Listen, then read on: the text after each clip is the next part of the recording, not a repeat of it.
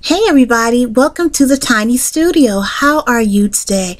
I hope that you are having a fantastic day because I'm having a really good afternoon, and I am hoping that whenever you watch this video, you are having a great time, whether it be in the morning, the afternoon, in the evening. Whenever you watch this video, remember that this video is all about sending you positive vibes, positive energy all the time. Welcome to the Tiny Studio. This is a Dreadlock love video, baby. You know what time it is. It's that time where we discuss all things dreadlocks, dreadlock maintenance care, dreadlock love, all of those great things we speak about or we talk about or discuss in the Tiny Studio when we have an episode of Dreadlock Love, baby. You know what time it is. It's been a while since I talked about my dreadlocks, and it's been a while since I even really talked to you one-on-one like this, and I apologize.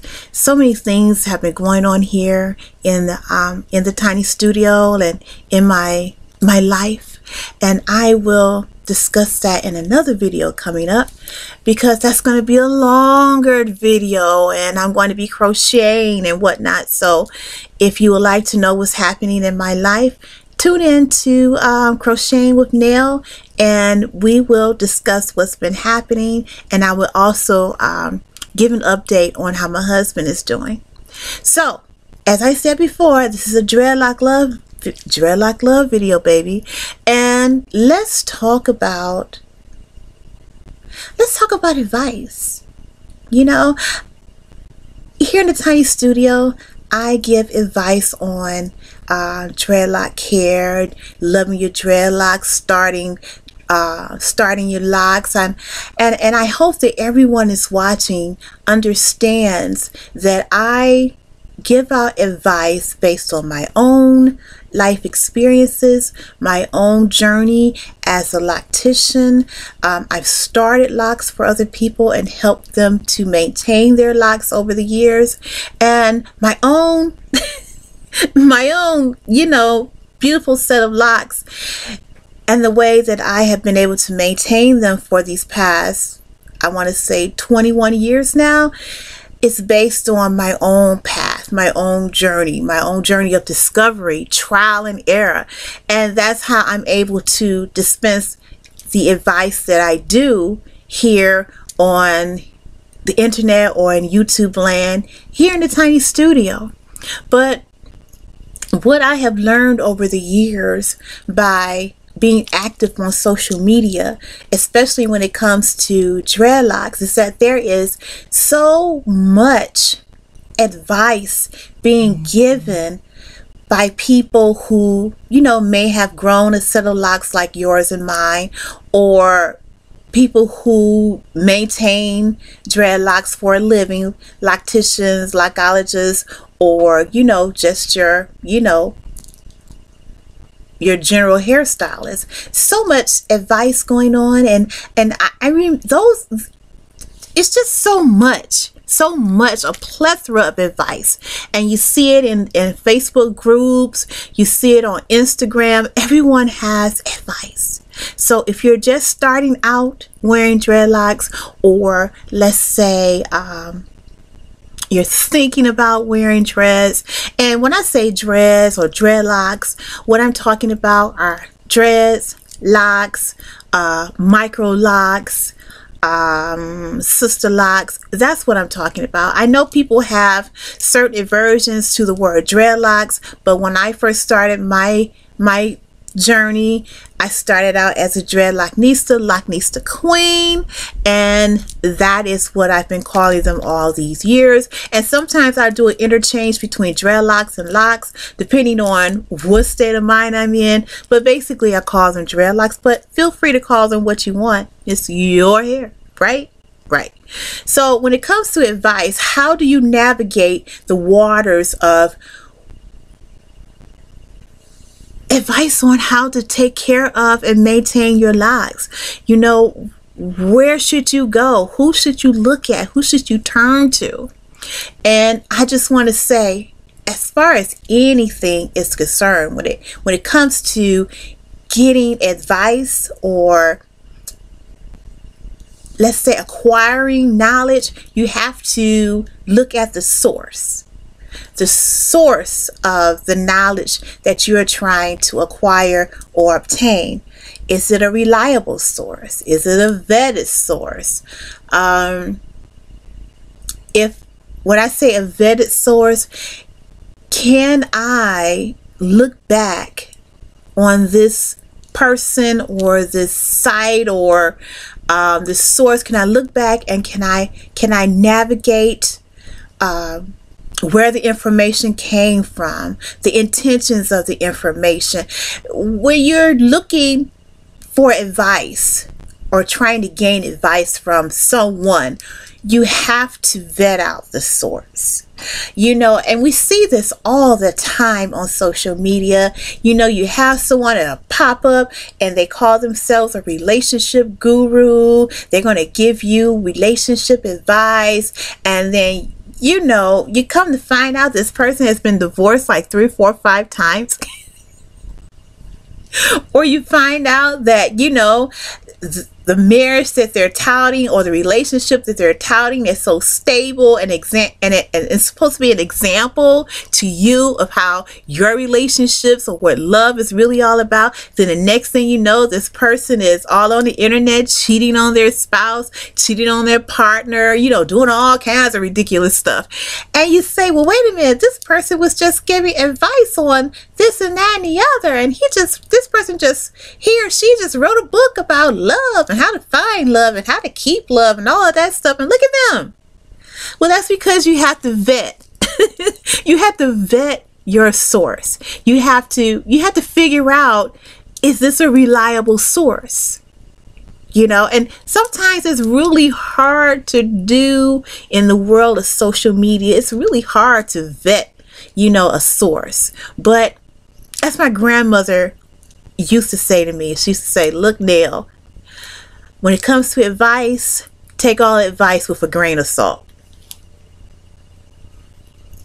And what that really means is that when you're listening to someone's advice, even if you've vetted them and they may be a reliable source, still, with your own intellect and common sense, you still have to weed through the advice to see what is going to work for you, right? Because you are unique. You are an individual.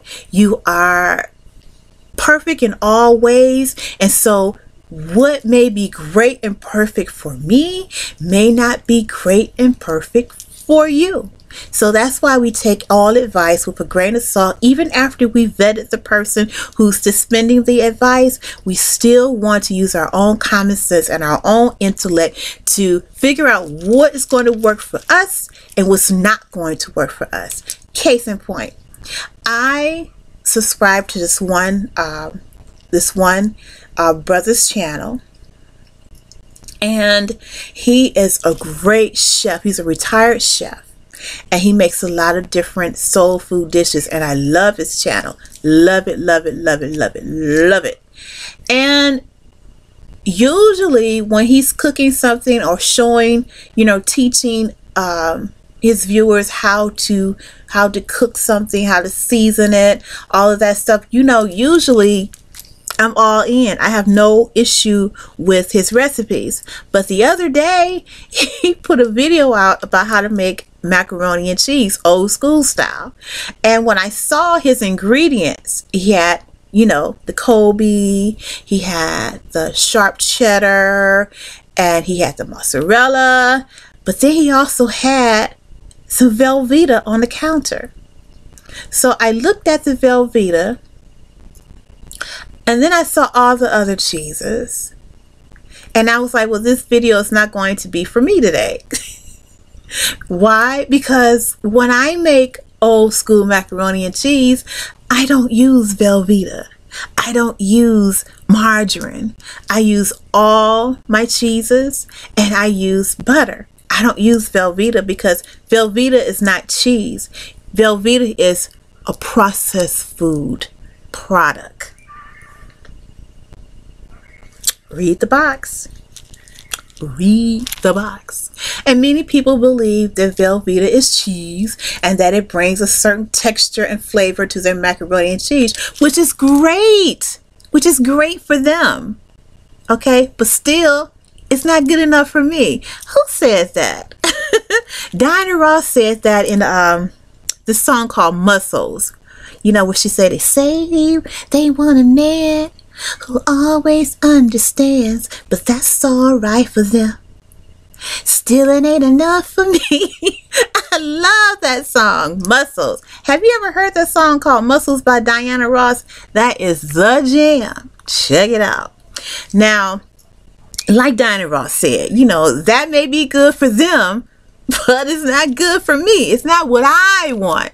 So, you know, I was like, well, I'm going to press pause on him for this week, and then I'll jump back in next week. And see, that does not change my opinion of him. All it says is that when I make my macaroni and cheese, I'm going to leave out the Velveeta. That's how I make macaroni and cheese. Old school style. No one in my family has ever used Velveeta in their macaroni and cheese, and so I just feel like, you know, what's the benefit? What's the point? What is the point? So that's how advice is. Even if it's someone that you love and that you respect and that you know to be a reliable source, sometimes their advice may not fit what's good for you. So there are so many YouTube videos that talk about locks, you know, and when I first hopped on YouTube and I found videos, you know who I really stuck with? I really stuck with Damian Walters. I love his videos. I stuck with him, and I stuck with Yanni the Lockologist. Those are the two people that, when it comes to me listening to advice on my locks, that's what I go to. And trust me, I've watched all kinds of lock videos. I have watched all kinds. I have logged hours and hours and hours of TV watching time. I have logged many hours watching videos about how to care for my hair. And then I realized that everything that I was doing was correct. Even when I made the decision to stop using wax, because I started my locks with wax, I had to learn by trial and error that wax wasn't it. I also used to retwist my locks with something called the organic lock stimulator. It's in a clear, well, not a clear, but it's in a white container with a purple top. I used that for maybe about 3 or 4 years until I realized that was not helping. That was not helping. My hair stank. It sure did. I had to learn by trial and error. I still used shampoos and conditioners on my hair, and then wondered why my hair would not remain locked. It's the conditioners. So it's a lot of things that I had to learn trial by error. You know, I had to learn those things first. I think it's like a tiny ant on my camera. Let me get it. Back here. Okay, I got it. I'm close to a tree outside my window, and so, you know, I get the tiny ants. Sometimes I get spiders. And do not let me talk about geckos. Let's not even talk about that. But anyhow, trial by error. So when I started watching Damian Walters and Yanni the Lockologist, and I started listening to some of the things that they were saying, it resonated with me because I had already gone through it. I already knew, well, not to use this, not to use that. You know, don't do that. Don't do this. Make sure you do this. Make sure you do that. I had already learned that. So when even before, well, let me think. The first set of locks that I did on a client, I did start them off with wax. But after that, my next clients, I used some gels, and then as I grew in my knowledge about being more natural, then I started using aloe vera. Then I started making my own aloe vera gel. Then I discovered flax seeds, and then I started making my own flaxseed gel. And so when I listened to Yanni or Mr. Walters, I knew that what they were talking about, I knew that they were on point when it came to dreadlock knowledge. And I say that to say this. When I come to you and you come into the tiny studio and I talk about dreadlock maintenance, care, things of that nature, trust and believe that a lot of things that I say, I've learned it because I had to go through it. And I also, when I want to acquire certain knowledge or tips about dreadlocks, I go to people who are experienced, who know just a little bit more than me, and I go and listen to them. And that's how I have maintained my locks for these past 21 years.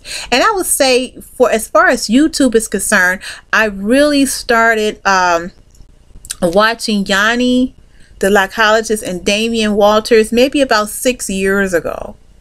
6 years ago. So up to that point, I was just basically doing everything, you know, learning on my own.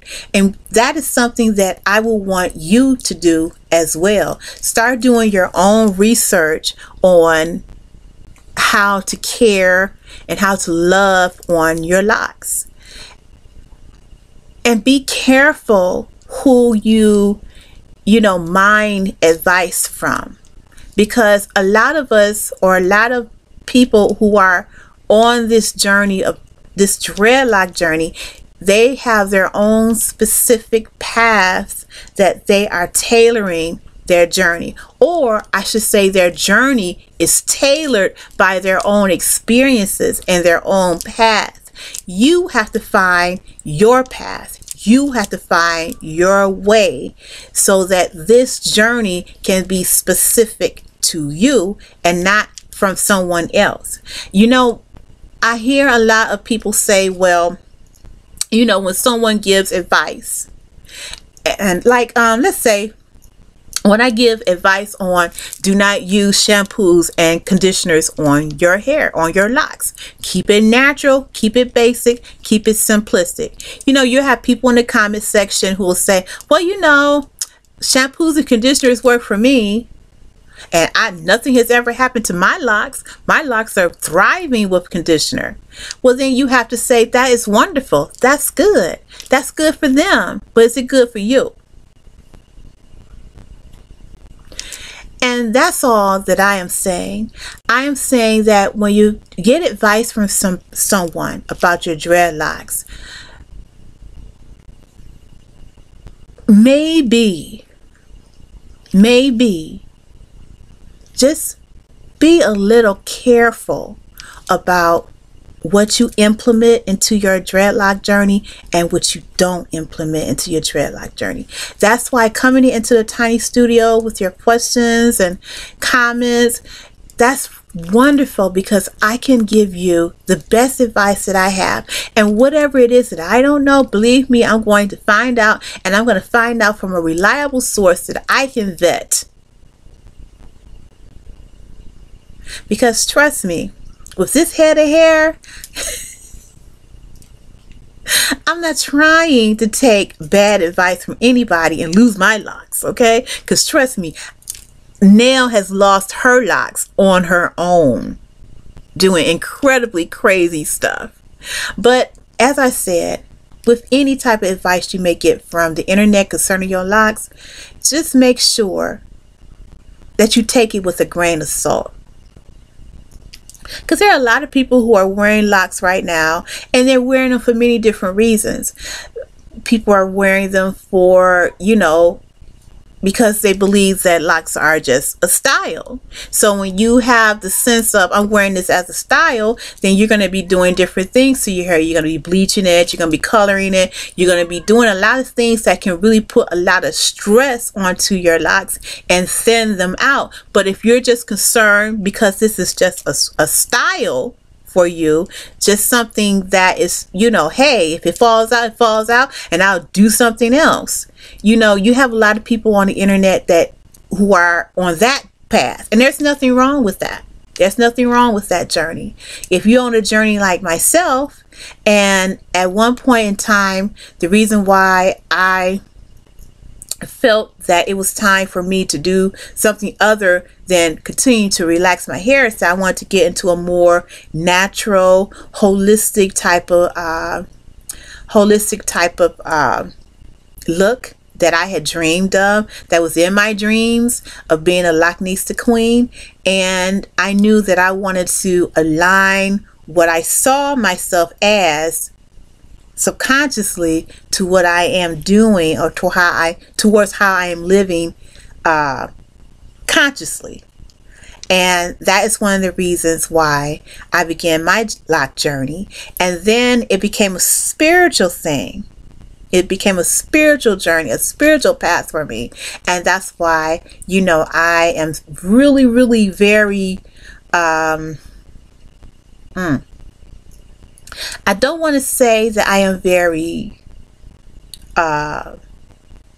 narrow when it comes to lock maintenance and my lock journey. But what I want to say is that I believe strongly about wearing dreads. I really believe in this. And so what I say to you, or the advice that I give, I say it to you out of love.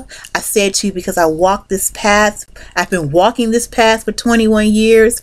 And I say it because I want you to have the best experience that you can have possible wearing locks. And I say that from my heart. I want you to be successful. So just know that it's okay to be entertained. It's okay to see what everyone is doing in the lock world here on YouTube or anywhere else on social media. It's wonderful. I am so excited to see so many people, especially young people, embrace the world of dreadlocks. I really, really am, because this is what helps push our culture forward. Believe it. It pushes our culture forward, and it pushes us into the awareness of other peoples, of other cultures, that this is who we are uniquely, and this is how we want to represent or be represented to the world. And it warms my heart to see all the young people, and even those of us who are more mature adults, deciding to, you know, break away from the creamy crack and to live a more natural hair lifestyle. That is just wonderful to me to see that as well, because to make that choice and to decide to take that path when you've been using creamy crack, or you've been relaxing your hair since you were maybe a teenager, that's a huge step. But guess what? It's a rewarding step as well. And I'm saying that because I made that leap as well. So,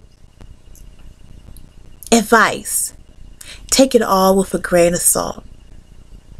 But when you're here in the tiny studio, know that the advice that I'm giving to you, I'm giving it to you out of love. I'm giving it to you because I've gone down that path too, and I have discovered what works and what does not work. But remember, at the end of the day, it really comes down to you and what's great or good or necessary for you and your dreadlock journey. So thank you so much for hanging out with me in a tiny studio today where we talk about advice. And you know, I had a commenter ask me, they wanted to see what the back of my head looks like. So I told them that I would post a picture on the community page of what the back of my head looks, looks like. I guess they wanted to see if I guess they wanted to find out whether or not I have a huge giant bald spot in the back of my head. I don't know. But I'm going to have my my daughter take the tiny studio sister. I'm going to have her take a picture of the back of my head, and then I will post it on the community page so that you can see that I am all dreadlocks and not, I don't have a I don't have a giant bald spot in the back of my head with no locks. All right then. So listen. If you have not already subscribed to Simply Nails Tiny Studio, what are you waiting for? Go ahead and subscribe.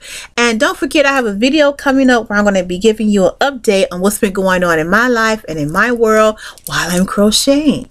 So I will see you next time. If you have any questions or comments related to this video, or if you have questions and comments about dreadlocks period, hit your girl up. And we will get it popping in the comment section, or we'll discuss it here in the tiny studio.